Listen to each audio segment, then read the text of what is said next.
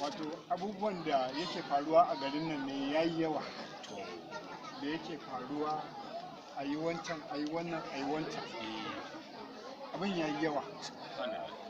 Saboda rashin yan bijilanci A ba magana wani yan bijilanci ba, a kan kai kanka a kai kanka. Matarka ta je ta bani bayanin cewar ka taba wancan yan gidan wancan, ka taba yan gidan wancan, ka taba ƴaƴan wancan, ka taba wannan. Inna da wai Mahadi me kake so ka zama ne? Me kake so ka zama? Ba an girma a san an girma. ba san ba girma ko Wato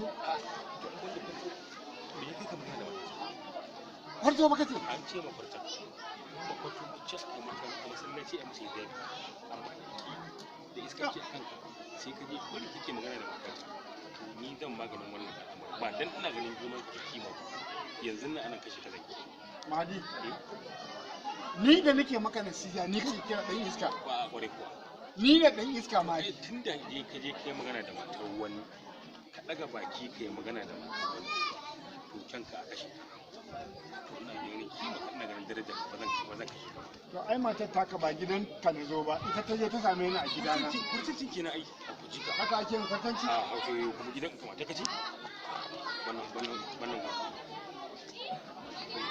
zan tsaye na ɗaya bitan ɗaya Shi kenan, na gode ma ka ce mu mutunci, na gode. Na gode.